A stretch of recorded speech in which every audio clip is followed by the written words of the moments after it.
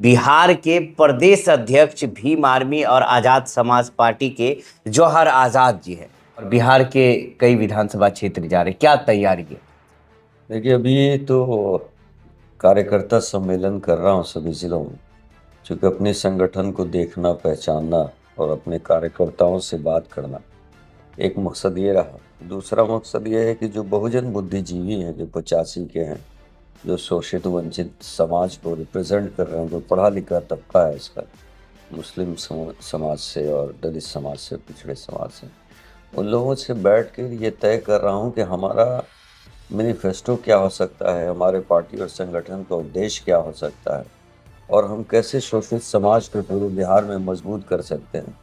क्योंकि आप जानते हैं कि भीम आर्मी और आज़ाद समाज पार्टी सिर्फ एक राजनीतिक दल नहीं है, एक बड़ी विचारधारा है जो शोषित वंचित समाज को शासक बनाने के लिए मेहनत कर रही है। और उन पे जुल्म और अत्याचार पे अगर कोई नाम पूरे देश में गूंजता है, कोई जालिमों के खिलाफ खड़ा होता है, तो वो भाई चंद्रशेखर आज़ाद जी हैं और उनके सभी कार्यकर्ता हैं। तो ऐसे में सिर्फ राजनीतिक वजह कर नहीं, सामाजिक तौर पे भी समाज को मजबूत करने के लिए बिहार के दौरे पे निकला हूँ। भाजपा नेता है, गन्ना मंत्री हैं, उन्होंने कहा है कि भीम आर्मी देशद्रोही पार्टी है, देशद्रोही संगठन है। वह जगह जगह जाके दलित भाइयों को भड़का रही है। देखिए, जब उसका बयान आया तो मुझे न्यूज़ चैनल ही वाले ने भेजा, तो हमारे एक साथी ने उनको फ़ोन करा और मुझे बताया कि वो मंत्री जो है बयान के बाद से काफ़ी घबराया हुआ है, और उसने यही कहा कि दिल्ली से उसको बुलवाया गया। अब छोटे नेता हैं, अब इनको ये लालच प्रलोभन दिया गया कि अगर भीम आर्मी के खिलाफ बोलते हो तो तुम्हारा प्रमोशन हो सकता है, 25 में टिकट तुम्हारा जो है वो नहीं कट सकता है।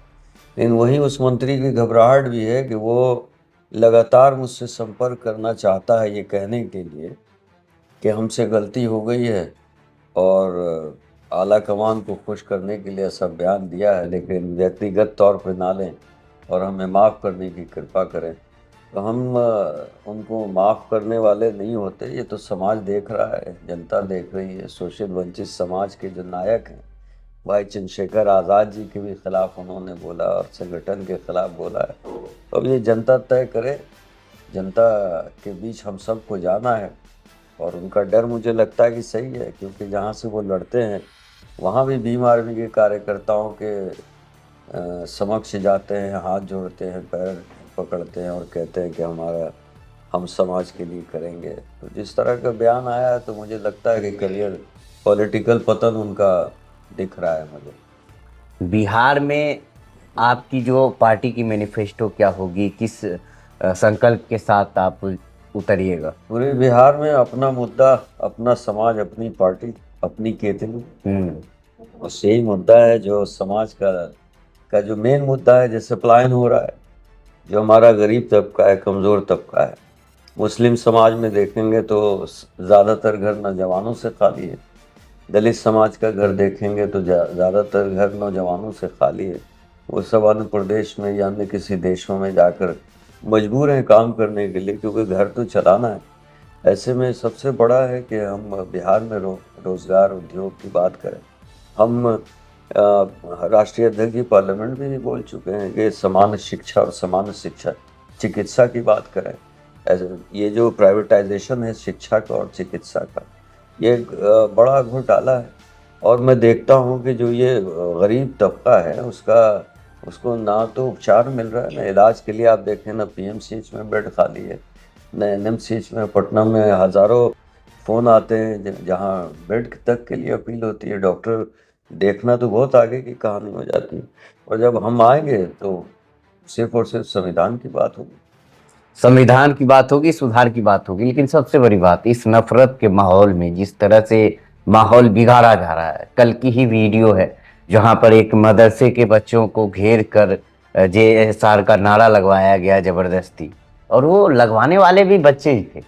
तो ये जो नफरत की फैक्ट्री बन रही है, नफरत की बीज बोई जा रही है, इससे कैसे उभर पाएंगे और इसे कैसे रोक पाएंगे? देखिए, सबसे पहले हमें ये ढूंढना चाहिए कि जो बीमारी क्या है, और बीमारी जब पता लग जाती है तब इलाज ढूंढते हैं। बीमारी सबसे बड़ी है कि जो शासन में भी हैं, जो सत्ता में लोग बैठे हैं, वो अपने मफाद के लिए, अपनी कुर्सी के लिए देश को दो हिस्सों में बांटना चाहते हैं। और वो बांट कर ये चाहते हैं कि इस देश में शासक बने रहे। ऐसे में जब देश के युवाओं को ये बताया जाएगा कि आप अपने रोजगार की बात करो, तो जाहिर है कि वो मुद्दे छोटे होने लगेंगे। मैंने भी वो वीडियो देखा, उसमें सबसे अफसोस की बात यह है कि छोटे छोटे बच्चों के जहन में क्या बातें डाली जा रही हैं।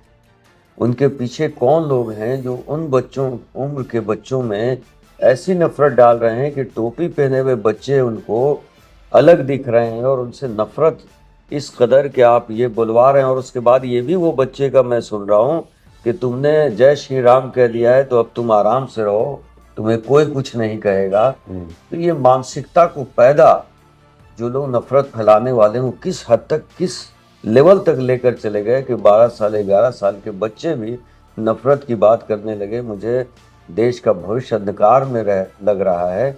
ऐसे में हम सबको चिंतन करके बैठकर समाज को तैयार करना चाहिए कि इस नफरत को यहीं रोका जाए।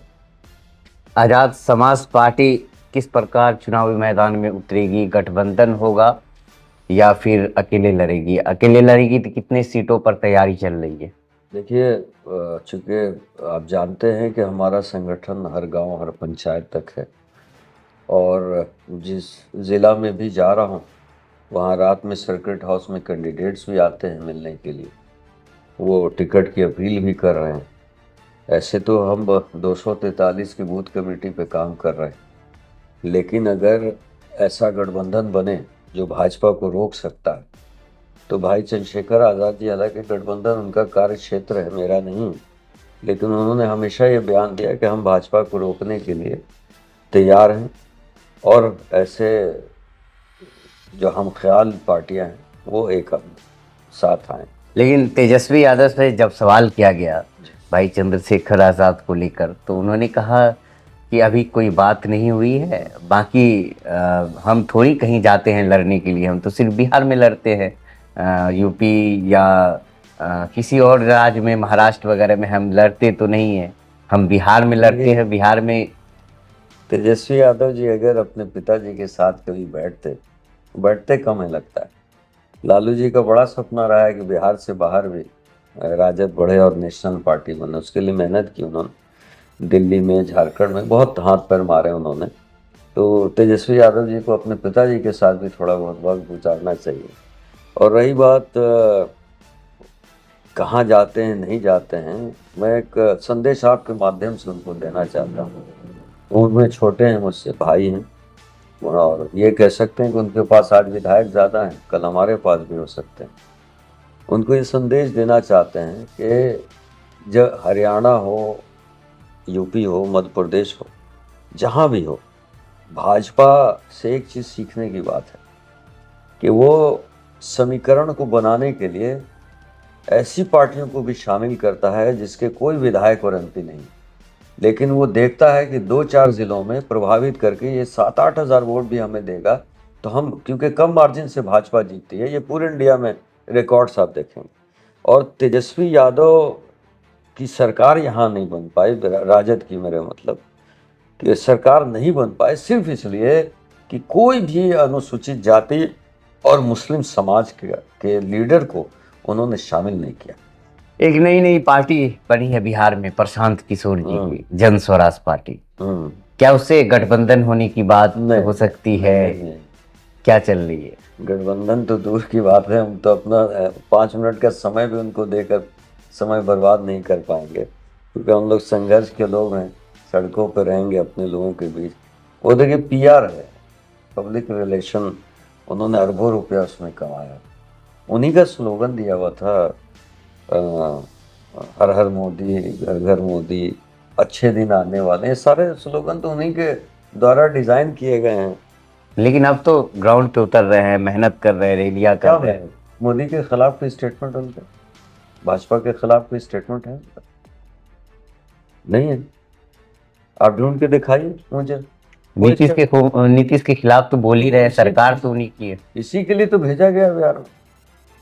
या अभी उपचुनाव में आपने रिजल्ट देखे, आप पत्रकार हैं, थोड़ा आंख और अच्छे से खोल के देखिए उस पर। तीसरे नंबर पे जनसुराज रही, पहले नंबर पे कौन रहा? भाजपा रही। तो उसने उपचुनाव में ही काम अपना दिखा दिया। जिनसे पैसा ले रहे हैं वो, उनको कुछ तो उपचुनाव में ही कर दिया। मुझे तो लगता है कि अब पीके साहब को की जो मजदूरी है वो बढ़ गई होगी। ओवैसी साहब को किस प्रकार देखते हैं? उन्होंने इससे पहले विधानसभा में काफी अच्छा किया था, बिहार में 5 सीटें लाई थी उन्होंने। अब 2025 की तैयारी कर रहे हैं, तो उन्हें किस प्रकार आप देख रहे हैं? कई ऐसे नेता हैं जो उन्हें कहते हैं बीजेपी की बी टीम, तो आप क्या कहेंगे? मैं किसी को बी टीम और ए टीम नहीं कह सकता, क्योंकि देश में लोकतंत्र है। भारत का कोई भी नागरिक अपनी पार्टी रजिस्टर्ड करा सकता है। लेकिन वो बड़े भाई हैं मेरे, जो मैं उनको एक संदेश देना चाहूँगा कि अपने नीचे वालों पे नजर रखो। सब कुछ ठीक नहीं है वहाँ पे। कहाँ की बात कर रहे हैं? कहाँ? मैं बिहार की बात कर रहा हूँ। कि सब कुछ ठीक नहीं है तो नज़र थोड़ी अपनी नीचे भी रखें। इससे ज़्यादा इस पर कमेंट नहीं करना चाहूँगा।